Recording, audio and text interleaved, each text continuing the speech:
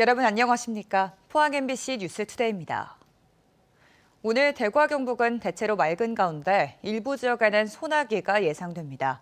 내일부터는 전국에 본격적인 장맛비가 내리겠는데요. 자세한 날씨 유하경 기상캐스터가 전해드립니다. 어젯밤 비가 지나고 오늘은 날이 화창해졌는데요. 다만 대기 불안정의 영향으로 오늘 오후부터 저녁 사이 소나기가 내리는 곳이 있겠습니다. 오늘 대구와 경북에 예상되는 소나기의 양은 5에서 20mm로 일부 지역에는 천둥, 번개가 치는 등 요란하게 내리는 곳도 있겠습니다. 한편 오늘과 내일 대구와 경북 내륙을 중심으로 낮 기온이 30도 이상 오르는 곳이 많아 덥겠습니다. 내일부터는 본격적인 장맛비가 내리겠습니다. 내일 늦은 오후부터 대구와 경북 남부에 비가 내리기 시작해 밤에는 경북 대부분 지역으로 비가 내리는 지역이 확대되겠고요. 모레까지 30에서 80mm의 비가 예상됩니다. 특히 모레 새벽부터 오전 사이 돌풍과 천둥, 번개를 동반해 시간당 최대 50mm의 강한 비가 내리는 곳도 있어 유의하셔야겠고요. 더불어 모레 오전부터 경북 동해안과 경북 북동 산지를 중심으로 차차 바람이 매우 강하게 불겠습니다. 내일부터 전국에 본격적인 장맛비가 내리며 기온이 조금 오르겠고요. 대구와 경북에는 다음 주 목요일까지 장맛비가 길게 이어질 것으로 예상돼 비 피해 없도록 미리 대비 잘하시기 바랍니다. 날씨였습니다. 아시아태평양 경제협력체 APEC 정상회의가 내년에 우리나라에서 열립니다. 개최 도시로 경주가 최종 확정됐는데요.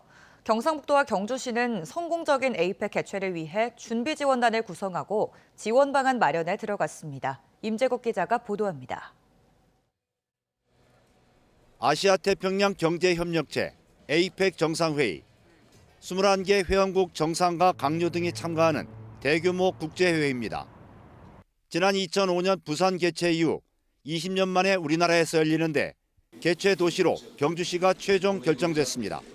APEC 정상회의 경주 유치는 500만 대구 경북 시도민의 열망과 국민 여러분의 뜨거운 성원을 바탕으로 함께 이뤄낸 결실이기에 더욱 뜻깊습니다. APEC 개최 도시 유치에는 경주와 인천, 제주가 참여했습니다. 경주시는 경호와 안전, 대표적인 역사 문화 도시라는 점을 강조했습니다. 유치 도시 서명 운동에 146만여 명이 참여했고 민간위원회의 활동과 지역 정치권의 역할도 컸습니다. 기초자치단체로는 처음으로 APEC을 유치한 경주시는 미래 100년을 준비하는 계기로 삼기로 했습니다. 우리나라 K컬처에 대한 세계적 관심이 높은 상황에서 우리 고유의 정체성을 전 세계에 보여줌으로써 K 컨텐츠의 글로벌성을 강화하고 글로벌 K 관광의 새로운 기틀을 마련할 것입니다. 경상북도는 내년 APEC 정상회의 개최로 1조 8천억 원 이상의 경제 유발 효과를 예상하고 있습니다.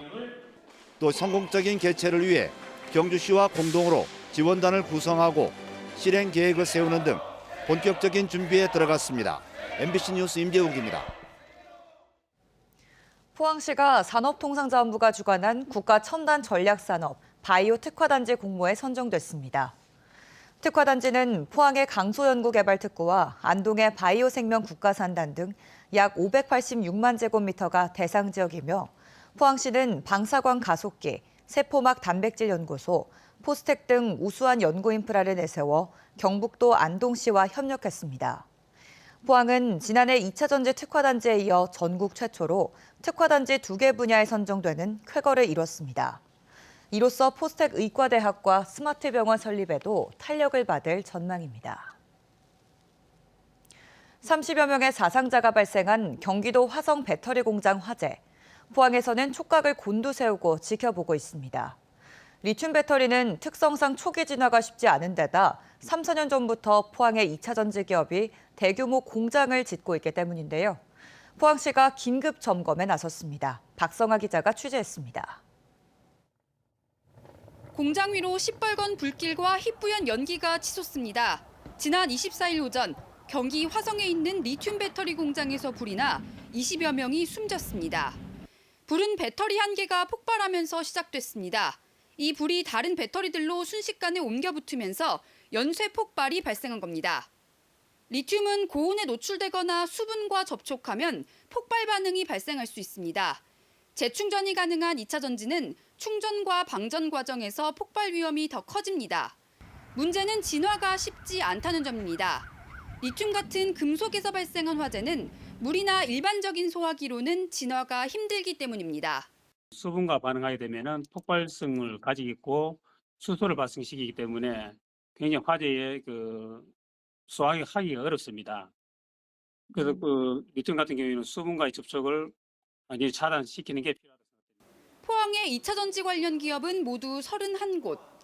대부분 2차 전지 자체보다는 소재인 양극재와 음극재를 생산하는 공장이라 화재 위험은 완성품보다는 낮습니다. 다만 폐배터리를 다루는 기업 10여 곳은 상대적으로 화재 발생 가능성이 높아 포항시는 이들 기업을 중심으로 현장 점검에 나섰습니다. 리튬 전용 소화기와 방수포, 수조 등 진화 장비가 있는지, 배터리를 어떻게 보관하고 있는지 등을 조사하고 대피 훈련을 실시할 계획입니다. 화재 발생 가능성은 낮지만 혹시 모를 상황을 미연에 방지하고자 현장 점검을 실시하고 있습니다. 이번 긴급 점검을 통해 안전사고 예방에 대한 각별한 관심과 안전조치 이행을 당부하고 전문가들은 배터리 생산과 보관에 대한 안전 기준과 관련 안전 교육을 강화해야 한다고 강조했습니다. MBC 뉴스 박성화입니다. 올여름 양식어류의 고수온 피해가 우려됨에 따라 해양수산부가 재해보험 지원 강화 방안을 마련했습니다. 이에 따라 고수온에 특히 취약한 넙치와 조피불락, 전복, 강도다리 등 4개 품목의 재해보험 가입 기한이 당초 7월 1일에서 8일까지로 일주일 연장됩니다. 또 전복종자와 향어, 메기도 고수온 특약을 신설하고 가입 기한이 오는 10월 31일인 멍게는 보장 범위를 합리화한 저가형 보험도 도입했습니다. 그제 원희룡 전 국토부 장관이 대구를 찾은 데 이어 어제는 한동훈 전 국민의힘 비상대책위원장이 대구에서 당원 간담회를 갖는 등 국민의힘 당권 주자들이 잇따라 대구를 찾고 있습니다. 당 대표 선거에서 이기기 위해선 영남권 당원들의 표심이 가장 중요하기 때문인데요. 홍준표 대구시장의 한 전 위원장을 향한 날선 비판도 더욱 심해지고 있습니다. 보도에 권윤수 기자입니다. 한동훈 전 국민의힘 비상대책위원장이 당대표 선거 출마 후 첫 지역 일정으로 보수의 심장 대구를 선택했습니다. 대구 서구, 달서구, 수성구 당원협의회를 찾아 당원들 의견을 들었습니다. 당대표 선거에 나선 이후로 첫 번째 당협위원장 방문 대구로 정한 것입니다. 저의 정치다. 저희를 전통적으로 지지해 주시는 여러분의 마음을 바탕으로 시작한다는 것을 말씀드리고 싶어서입니다. 한 위원장은 총선 참패 책임은 자신에게 있고 민심에 반응하지 못했기 때문이라며 민심에 반응하는 정당으로 만드는 게 목표라고 밝혔습니다. 균열이 생긴 윤석열 대통령과 관계에 대해선 안정적이고 생산적인 관계가 될 것이라고 답했습니다. 그제는 원희룡 전 국토부 장관이 대구를 찾아 홍준표 대구시장과 만났습니다.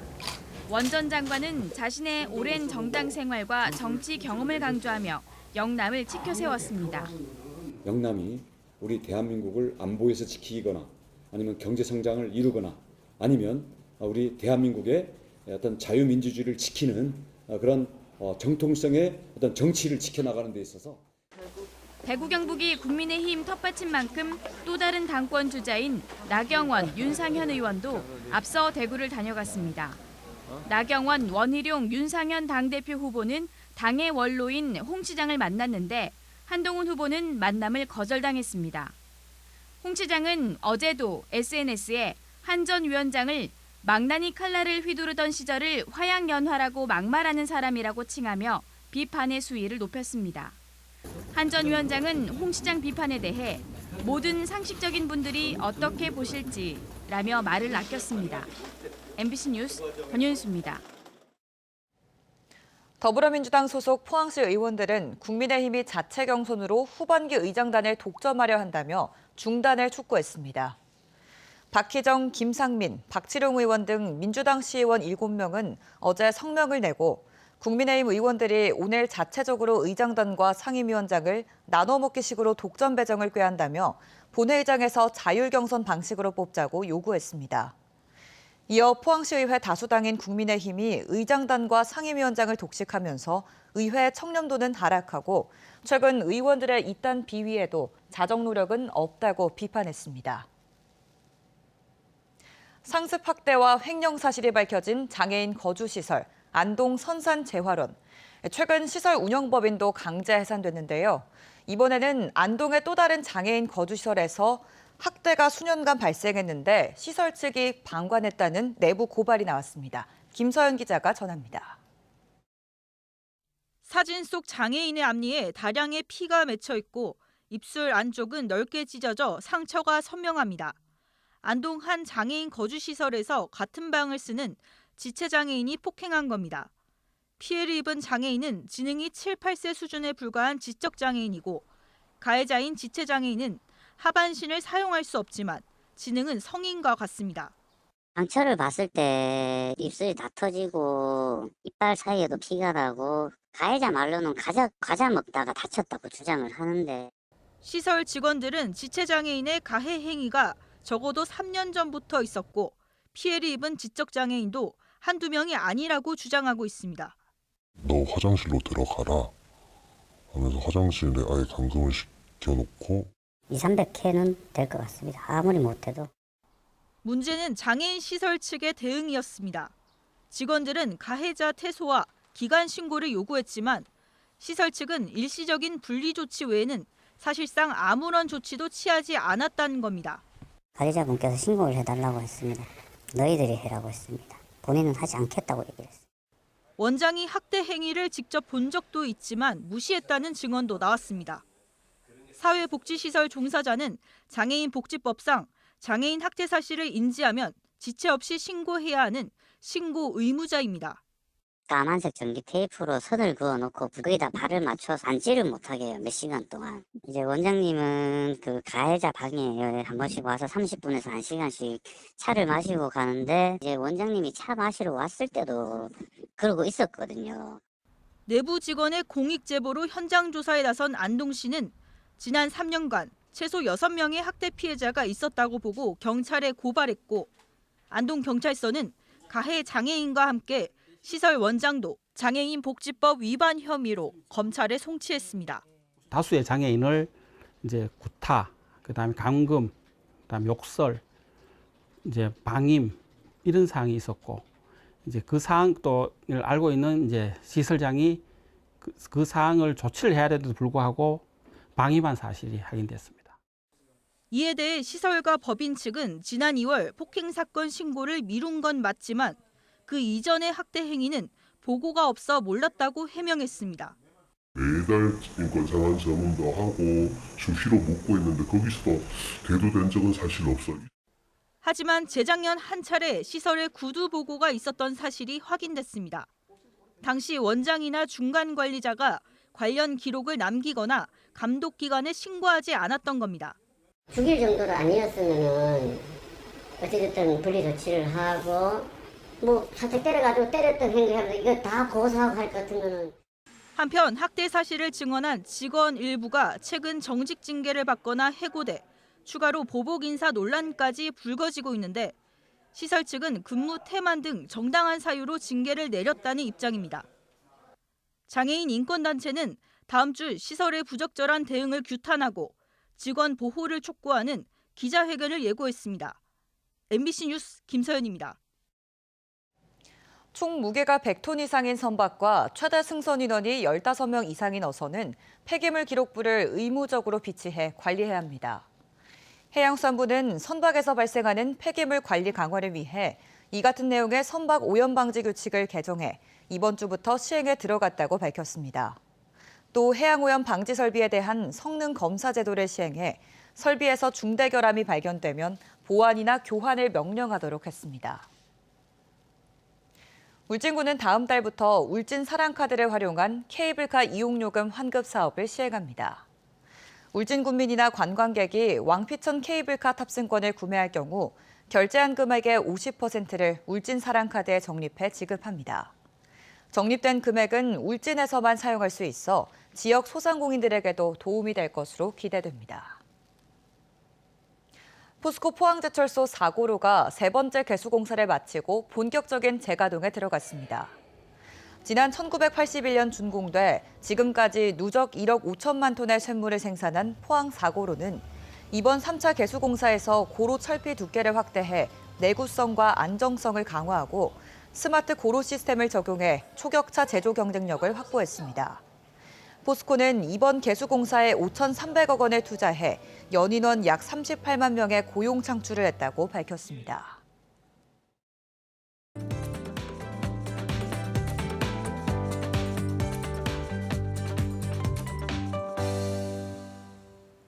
어젯밤 비가 지나고 오늘은 날이 화창해졌는데요. 다만 대기 불안정의 영향으로 오늘 오후부터 저녁 사이 소나기가 내리는 곳이 있겠습니다. 오늘 대구와 경북에 예상되는 소나기의 양은 5에서 20mm로 일부 지역에는 천둥, 번개가 치는 등 요란하게 내리는 곳도 있겠습니다. 한편 오늘과 내일 대구와 경북 내륙을 중심으로 낮 기온이 30도 이상 오르는 곳이 많아 덥겠습니다. 내일부터는 본격적인 장맛비가 내리겠습니다. 내일 늦은 오후부터 대구와 경북 남부에 비가 내리기 시작해 밤에는 경북 대부분 지역으로 장맛비가 확대되겠고요. 예상되는 비의 양은 모레까지 30에서 80mm입니다. 특히 모레 새벽부터 오전 사이 돌풍과 천둥, 번개를 동반해 시간당 50mm의 강한 비가 내리는 곳도 있어 유의하셔야겠고요. 더불어 모레 오전부터 경북 동해안과 경북 북동 산지를 중심으로는 차차 바람이 매우 강하게 불겠습니다. 위성 영상입니다. 오늘 전국적으로 서해 북부 해상에 위치한 고기압의 가장자리에 들겠습니다. 자세한 지역별 날씨 보시면 오늘 우리 지역 대체로 맑다가 오후에 가끔 구름이 많겠습니다. 미세먼지는 좋음에서 보통 단계에 예상되고요. 바다의 물결은 0.5m에서 최고 1.5m로 잔잔하게 일겠습니다. 오늘 아침 대구의 기온 18도, 김천은 17도로 어제와 비슷하게 시작합니다. 낮에는 대구 32도, 김천은 33도까지 오르겠습니다. 안동의 현재 기온 17도, 문경은 15도 가리키고 있고요. 낮에는 안동 32도, 문경 31도 예상됩니다. 포항의 아침 기온은 19도로 출발해서요. 낮에는 28도 전망됩니다. 내일부터 전국에 본격적인 장맛비가 내리며 기온이 오르겠고요. 대구와 경북에는 다음 주 목요일까지 장맛비가 길게 이어질 것으로 예상돼 비 피해 없도록 미리 대비 잘하시기 바랍니다. 날씨였습니다. 이상으로 포항 MBC 뉴스투데이를 마칩니다. 시청해주신 여러분 고맙습니다.